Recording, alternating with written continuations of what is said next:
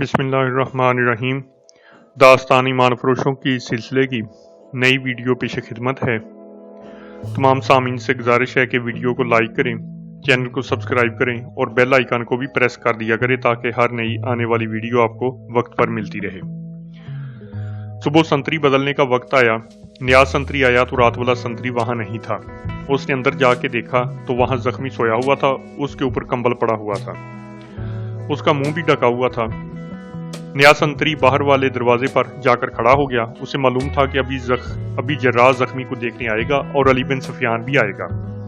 اسے یہ بھی معلوم تھا کہ زخمی کی بہن زخمی کے ساتھ رہتی ہے اور اس کے سوا اندر جانے کی کسی کو اجازت نہیں، مگر بہن بھی اسے کہیں نظر نہیں آئی تھی۔ سورج طلوع ہوا تو علی بن سفیان آیا۔ اس نے سنتری سے پوچھا کہ جراح آ چکا ہے یا زخمی کو دیکھ کر چلا گیا ہے۔ سنتری نے اسے بتایا کہ جراح نہیں آیا، پہلا سنتری یہاں نہیں تھا اور اندر زخمی کی بہن بھی نہیں ہے۔ علی بن سفیان یہ سوچ کر اندر گیا کہ زخمی کی تکلیف بڑھ گئی ہوگی اور اس کی بہن جراح کو بلانے چلی گئی ہوگی۔ علی بن سفیان کے لیے ہی نہیں، یہ زخمی سلطنت اسلامیہ کے لیے بھی مصر جتنا قیمتی تھا۔ اس کی صحت یاب ہونے کا انتظار تھا اور ایک بڑی خطرناک سازش کے بے نقاب ہونے کی توقع تھی۔ وہ تیزی سے اندر گیا۔ زخمی کے سر سے پاؤں تک کمبل پڑا ہوا تھا۔ علی بن سفیان کو تازہ خون کی بو محسوس ہوئی۔ اس نے زخمی کے منہ سے کمبل ہٹایا تو یوں پدک کر پیچھے ہٹ گیا جیسے وہ زخمی نہیں اژدہا تھا۔ اس نے وہیں سے باہر کھڑے سنتری کو آواز دی۔ سنتری دوڑتا اندر آ گیا۔ علی بن سفیان نے اسے زخمی کا چہرہ دکھاتے ہوئے پوچھا، یہ رات والا سنتری تو نہیں؟ نئے سنتری نے چہرہ دے کر حیرت اور گھبراہٹ سے بوجھل آواز میں کہا، یہی تھا۔ یہ اس بستر میں کیوں سویا ہوا ہے حضور؟ زخمی کہاں ہے؟ یہ سویا ہوا نہیں، علی بن سفیان نے اسے کہا، مرا ہوا ہے۔ اس نے کمبل اٹھا کر پرے پھینک دیا۔ بستر خون سے لال تھا۔ وہ زخمی حشیش نہیں بلکہ رات والے سنتری کی لاش تھی۔ علی بن سفیان نے دیکھا، لاش کے دل کے قریب خنجر کے 2 زخم تھے۔ زخمی حشیش غائب تھا۔ علی بن سفیان نے کمرے میں، صحن میں اور باہر زمین کو غور سے دیکھا۔ کہیں خون کا ایک قطرہ بھی نظر نہ آیا۔ اس سے ظاہر ہوتا تھا کہ سنتری کو زندہ اٹھا کر اندر لایا گیا اور بستر پر لٹا کر اس کے دل میں خنجر مارے گئے۔ اسے تڑپنے نہیں دیا گیا، ورنہ خون کے چھینٹے بکھرے ہوئے ہوتے۔ وہ مر گیا تو اس پر کمبل ڈال دیا گیا اور قاتل زخمی قیدی کو اٹھا کر لے گئے اور اس کی بہن کو بھی لے گئے۔ صاف ظاہر تھا کہ زخمی کی بہن نے زخمی کے فرار ہونے میں مدد دی ہے۔ وہ جوان اور حسین لڑکی تھی۔ اس نے سنتری کو پھانس لیا ہوگا، اسے اندر لے گئی ہوگی۔ لڑکی کے ساتھیوں نے سنتری کو بے خبری میں پکڑ لیا ہوگا۔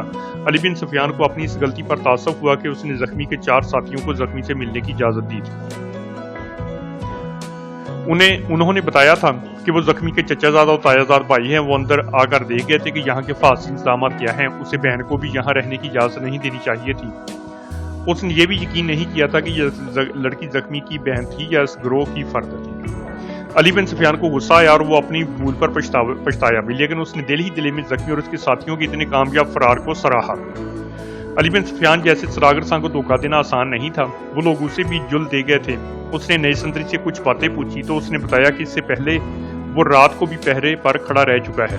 اس نے لڑکی کو جراح کے ساتھ اس کے گھر جاتے اور رات بہت دیر بعد دونوں کو واپس آتے دیکھا تھا۔ اس سے علی بن سفیان کو شک ہوا کہ لڑکی نے جراح کو بھی اپنے حسن جوانی کے ذریعے اثر کر لیا تھا۔ علی نے سنتری سے کہا کہ دوڑ کر جائیے اور جراح کو بلا لائے۔ سنتری کے جانے کے بعد وہ سراغ ڈھونڈنے لگا۔ باہر گیا، زمین دیکھی، اسے پاؤں کے نشان نظر آئے، لیکن نشان اس کی مدد نہیں کر سکتے تھے۔ زخمی شہر میں تو روپوش نہیں ہو سکتا تھا۔ ایک ہی طریقہ رہ گیا تھا کہ زخمی کے گاؤں پر جہاں سے اس کی بہن کو لایا گیا تھا چھاپا مارا جائے۔ وہ گاؤں بہت دور تھا۔ سنتری نے واپس آ کر بتایا کہ جراح گھر نہیں ہے۔ علی بن سفیان اس کے گھر گیا۔ اس کے ملازم نے بتایا کہ جراح رات بہت دیر بعد ایک لڑکی کے ساتھ باہر نکلا تھا، پھر واپس نہیں آیا۔ اس لڑکی کے متعلق اس نے بتایا کہ پہلے بھی جراح کے ساتھ آ چکی ہے اور دونوں بہت دیر تک اندر بیٹھے رہے تھے۔ علی بن سفیان کو یقین ہو گیا کہ جراح بھی زخمی کے فرار میں شریک ہے اور یہ لڑکی کے حسن کا جادو کا کمال ہے۔ علی نے اپنے محکمے کے سراغرسانوں کو بلایا اور انہیں فرار کے متعلق بتایا۔ وہ سب ادھر ادھر بکھر گئے۔ ایک جگہ انہیں بہت سے گھوڑوں کے کھروں کے نشان نظر آئے۔ ارد گرد کے رہنے والوں میں سے 3-4 آدمیوں نے بتایا کہ رات انہوں نے بہت سے گھوڑے دوڑنے کی آوازیں سنی تھی۔ سراغرساں کھروں کو دیکھتے شہر سے نکل گئے، مگر آگے جانا بیکار تھا۔ رات کے بھاگے ہوئے گھوڑوں کے اب کھرے دیکھ دیکھ کر پکڑنا کسی پہلو ممکن نہیں تھا۔ انہیں صرف اتنا پتا چلا کہ مفرور سمت کو گئے ہیں۔ علی بن سفیان کے کرنے کا کام اب یہی رہ گیا تھا کہ قائم مقام امیر سیرت تقی الدین کو اطلاع دے کہ زخمی حشیش کو اس کے ساتھی اغوا کر کے لے گئے ہیں۔ उसे ये ख्याल भी आया कि जख्मी ने राज की जो बातें बताई थी वो बेबुनियाद थी और उसने अपनी जान बचाने और फरार का मौका पैदा करने के लिए ये चाल चली थी। वो सुल्तान यूबी को भी और अली बिन सफियान को भी उल्लू बना गया था। आधा दिन गुजर गया जब अली बिन सफियान तकीउद्दीन को इत्तला देने के लिए चला गया। उस वक्त उसका जख्मी कैदी जो खड़ा होने के भी काबिल नहीं था, काहरा से बहुत दूर एक वीराने में पहुंच चुका था, मगर वो जिंदा नहीं था। जरा के हाथ पांव बंधे हुए थे और वो एक घोड़े पर बेजान चीज की तरह पड़ा था। उसकी टांगे घोड़े के एक तरफ, ऊपर का दाढ़ और बाजू दूसरी तरफ थे। रात भर वो इसी हालत में रहा था। सुबह को अजाला साफ नहीं हुआ था जब घोड़े रुके। जरा की आंखों पर पट्टी बांध दी गई। उसे पट्टी बांधने वाला आदमी नजर नहीं आ सका क्योंकि इसका सर नीचे था। पट्टी बांध जाने के बाद उसके पांव खोल दिए गए और उसे घोड़े पर बैठा दिया गया। उसके हाथ बंधे रहे।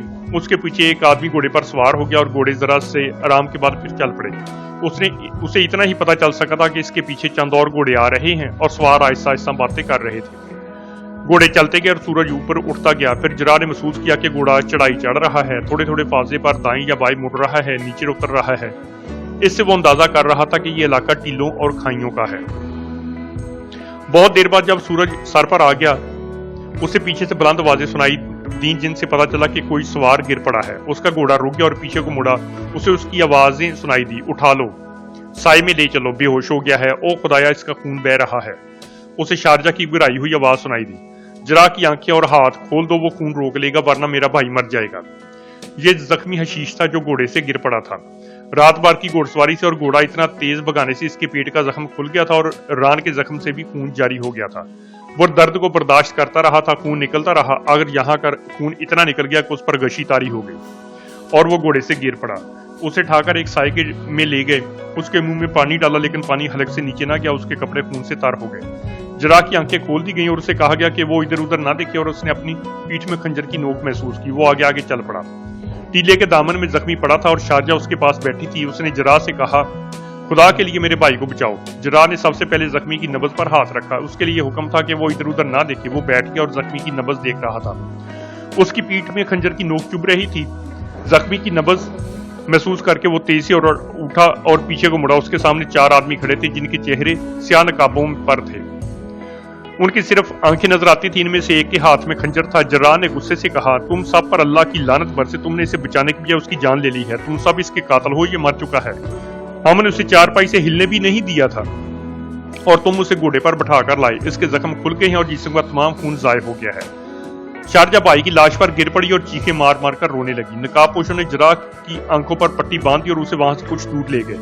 लाश घोड़े पर डाल दी गई और काफिला फिर रवाना हो गया। जरा को शारजा के रोने और चिल्लाने की जिगर सोज आवाजें सुनाई देती रहीं। जरा के घोड़े पर जो सवार था उससे जरा ने कहा कि ये जख्मी बिल्कुल ठीक हो सकता था मगर तुम लोगों ने उसे मार दिया, उसे कोई सजा न मिलती। सवार ने कहा, हम उसे जिंदा रखने के लिए नहीं लाए थे, हमने दरअसल वो राज अगवा किया है जो उसके पास था। इसके मर जाने का हमें कोई गम नहीं। हम खुश हैं कि तुम और तुम्हारी हुकूमत इस राज से बेखबर है जो इसके सीने में था। मुझे तुम लोग किस जुर्म की सजा दे रहे हो? जरा ने पूछा। हम तुम्हें पैगंबरों की तरह रखेंगे, सवार ने जवाब दिया। तुम्हें गर्म हवा भी नहीं लगने दी जाएगी।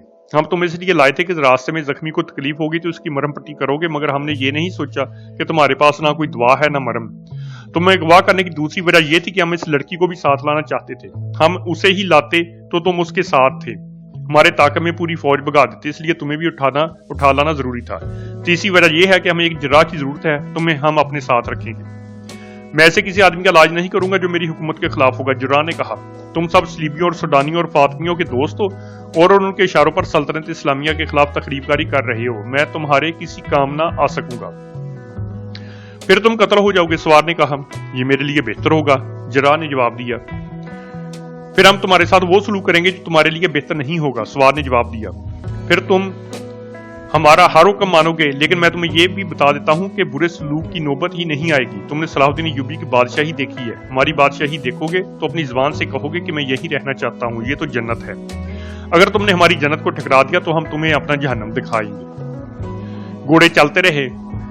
जरा आंखों पर बंधी हुई पट्टी के अंधेरे में अपने मुस्तकबिल को देखने की कोशिश करता रहा। वो फरार की तरकीबें भी सोचता रहा। उसे बार बार शारजा का ख्याल आता, मगर वो ये सोचकर मायूस हो जाता कि ये लड़की भी इसी गिरोह की है और वो इसकी मदद नहीं करेगी। ان کا سفر اتنا لمبا نہیں تھا، لیکن سرحدی دستوں اور ان کے گشتی سنتریوں کے ڈر سے مجرموں کا یہ قافلہ بچ کر چھپ کر اور بڑی دور کا چکر کاٹ کر جا رہا تھا۔ شام کے بعد بھی یہ قافلہ چلتا رہا اور رات گزرتی رہی۔ آدھی رات سے ذرا پہلے قافلہ رک گیا۔ جراح کو گھوڑے سے اتار کر اس کے ہاتھ کھول دیے گئے اور چونکہ اندھیرا تھا اس لیے اس کی آنکھوں سے پٹی بھی کھول دی گئی۔ اسے کھانے کو کچھ دیا گیا، پانی بھی پلایا گیا، اس کے بعد اس کے ہاتھ بھی باندھ دیے گئے اور پاؤں بھی، اور اسے سو جانے کو کہا گیا۔ سوار تھکے ہوئے تھے، اس سے ایک رات پہلے کے جاگے ہوئے تھے، لیٹے اور سو گئے۔ گھوڑوں کو زینے اتار کر ذرا پرے باندھ دیا گیا۔ جراح کے بھاگنے کا تو سوال ہی پیدا نہیں ہوتا تھا، وہ بندھا ہوا تھا، وہ بھی سو گیا۔ کچھ دیر بعد اس کی آنکھ کھل گئی۔ وہ سمجھا کہ اسے روانگی کے لیے جگایا جا رہا ہے، لیکن کوئی اس کے پاؤں کی رسی کھول رہا تھا۔ وہ چپ چاپ پڑا رہا، وہ مرنے کے لیے بھی تیار ہو گیا۔ اسے یہ بھی توقع تھی کہ اسے قتل کر کے پھینک دیا جائے گا، لیکن پاؤں کی رسی کھلنے کے بعد جب یہ سایہ اس کے ہاتھوں کی رسی کھلنے لگا تو اس نے جھک کر جراح کے کان میں کہا، میں نے 2 گھوڑوں پر زینے کس دی ہیں، خاموشی سے میرے پیچھے آؤ، میں تمہارے ساتھ چلوں گی۔ وہ بیہوشی کی نیند سوئے ہوئے ہیں۔ یہ شارجہ کی آواز تھی۔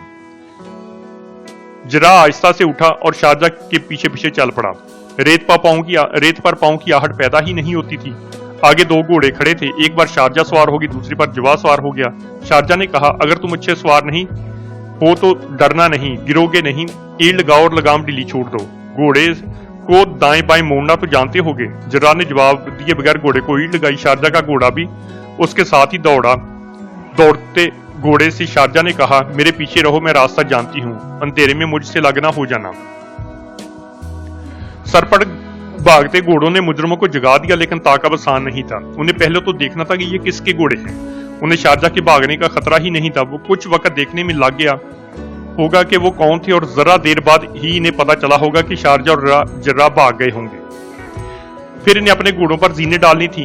اس میں اتنا وقت صرف ہو گیا کہ بھاگنے والے 2-2.5 میل دور نکل گئے ہوں گے۔ شارجہ اور جراح نے بار بار پیچھے دیکھا، آوازیں سننے کی بھی کوشش کی۔ انہیں یقین سا ہو رہا تھا کہ ان کے طاقت میں کوئی نہیں آ رہا۔ وہ بھی گھوڑوں کی رفتار کم کرنے کا خطرہ مول نہیں لے سکتے تھے، اس لیے ایڑ لگاتے چلے گئے۔ آخر وہ حد آ گئی جہاں گھوڑے خود ہی آہستہ ہونے لگے، لیکن وہ بہت دور نکل گئے تھے۔ جراح نے شارجہ سے کہا کہ یہاں کہیں نہ کہیں کوئی سرحدی دستہ ہونا چاہیے، مگر اسے معلوم نہیں تھا کہ کہاں ہوگا۔ شارجہ کو بھی معلوم نہیں تھا۔ اس نے جراح کو بتایا کہ وہ ان دستوں سے بچنے کے لیے دور کے راستے سے گئے تھے، ورنہ اس کا گاؤں دور نہیں تھا۔ اس نے اسے یہ یقین دلایا کہ وہ قاہرہ کی صحیح سمت کو جا رہے ہیں اور قاہرہ دور نہیں۔ اگلا دن آدھا گزر گیا جب علی بن سفیان قائم مقام امیر مصر تقی الدین کے سامنے بیٹھا تھا۔ تقی الدین کہہ رہا تھا کہ میں اس پر حیران نہیں کہ آپ جیسے تجربہ کار حاکم نے یہ غلطی کی تھی کہ مشکوک لڑکی کو زخمی قیدی کے پاس رہنے کی اجازت دے دی اور 4 مشکوک افراد کو بھی زخمی کے پاس لے گئے۔ میں اس پر حیران ہوں کہ یہ گروہ اتنا زیادہ دلیر اور منظم ہے۔ زخمی کو اٹھا لے جانا، سنتری کو قتل کر کے زخمی کے بستر پر ڈال جانا دلیرانہ اقدام بھی ہے اور یہ ایک منظم جرم بھی ہے۔ میرا خیال ہے کہ اس جرم کو جراح اور لڑکی نے آسان بنایا ہے۔ علی بن سفیان نے کہا، اس جرم میں بھی ہماری قوم کی اسی کمزوری نے کام کیا ہے جس کے متعلق صلاح الدین ایوبی پریشان رہتے ہیں اور کہا کرتے ہیں کہ عورت اور اقتدار کا نشہ ملت اسلامیہ کو لے ڈوبے گا۔ جراح کو میں نیک اور صاحب کردار سمجھتا تھا، مگر ایک لڑکی نے اسے بھی اندھا کر دیا۔ بہرحال زخمی قیدی کے گاؤں کا پتہ چل گیا ہے، میں نے ایک دستہ روانہ کر دیا ہے، اور جس مغربی علاقے کے جس کھنڈر کا زخمی قیدی نے ذکر کیا تھا اس کے متعلق آپ کیا کرنا چاہتے ہیں؟ تقی الدین نے پوچھا۔ مجھے شک ہے کہ اس نے جھوٹ بولا تھا، علی بن سفیان نے جواب دیا۔ اس نے اپنی جان بچانے کے لیے یہ بے بنیاد قصہ گڑھا تھا، تاہم اس علاقے کی سراغرسانی کی جائے گی۔ وہ اسی مسئلے پر باتیں کر رہے تھے کہ دربار نے اندر آ کر ایسی اطلاع دی جس نے دونوں کو سن کر دیا۔ انہوں نے ایک دوسرے کی طرف دیکھا، ایسا معلوم ہوتا تھا جیسے ان کی زبانیں بولنے سے معدوم ہو گئی ہوں۔ علی بن سفیان اٹھا اور یہ کہہ کر باہر نکل گیا، کوئی اور ہوگا۔ اس کے پیچھے تقی الدین بھی باہر نکل گیا، مگر وہ کوئی اور نہیں، ان کا اپنا جراح ان کے سامنے کھڑا تھا اور اس کے ساتھ زخمی قیدی کی بہن شارجہ تھی۔ ان کے گھوڑے بری طرح ہانپ رہے تھے۔ جراح اور شارجہ کے چہرے اور سر گرد سے ہٹے ہوئے تھے، ہونٹ خشک اور منہ کھلے ہوئے تھے۔ علی بن سفیان نے ذرا غصے سے پوچھا، قیدی کو کہاں چھوڑ آئے ہو؟ جراح نے ہاتھ سے اشارہ کیا کہ ہمیں ذرا دم لینے دو۔ دونوں کو اندر لے گئے، ان کے لیے پانی اور کھانا وغیرہ منگوایا گیا۔ جراح نے تفصیل سے بتایا کہ وہ کس طرح اغوا ہوا تھا اور سفر میں زخمی قیدی مر گیا ہے۔ اسے بالکل علم نہیں تھا کہ زخمی قیدی کو بھی اغوا کیا گیا ہے۔ یہ اسے اگلے روز سفر میں پتا چلا جب زخمی گھوڑے سے گرا اور زخم کھل جانے کی وجہ سے مر گیا۔ جراح کو جس طرح شارجہ نے آزاد کرایا اور اس کے ساتھ بھاگی وہ بھی تفصیل سے سنایا۔ شارجہ نے اپنا بیان دیا تو علی بن سفیان جان گیا کہ یہ صحرائی لڑکی ہے، اجڑ اور دلیر ہے اور یہ اتنی چلاک نہیں جتنا سمجھا گیا تھا۔ اس نے بتایا کہ وہ اپنے بھائی کے سارے اور اسی کی خاطر زندہ تھی، اسی بھائی کی خاطر وہ جان دینے کے لیے بھی تیار رہتی تھی۔ जर्राह ने जिस खलूस से उसके भाई का इलाज किया, इससे वो इतनी मुतासर हुई कि वो इसकी मुरीद बन गई। जर्राह को वो फरिश्ता समझने लगी।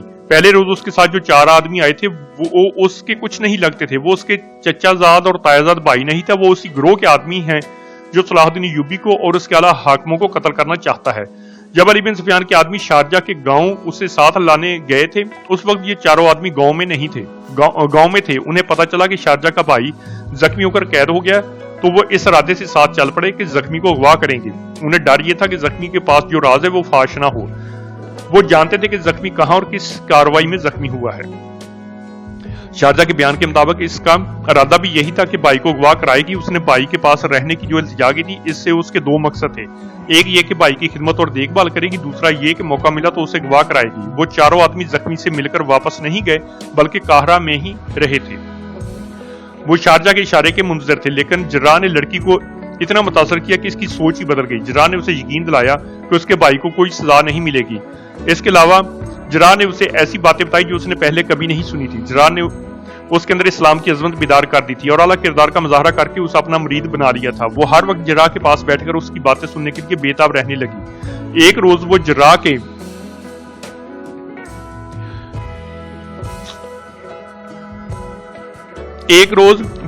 घर जा रही थी तो उसे उन चारों में से एक आदमी रास्ते में मिल गया। उसने शारजा से कहा कि जख्मी के अगवा में अब देर नहीं होनी चाहिए। शारजा ने उसे कहा कि वो इरादा बदल चुकी है, इसका भाई यहीं रहेगा। इस आदमी ने शारजा से कहा कि अगर उसने शहर में आकर अपना दिमाग खराब कर लिया है तो उसे कत्ल कर दिया जाएगा, जख्मी यहाँ नहीं रहेगा।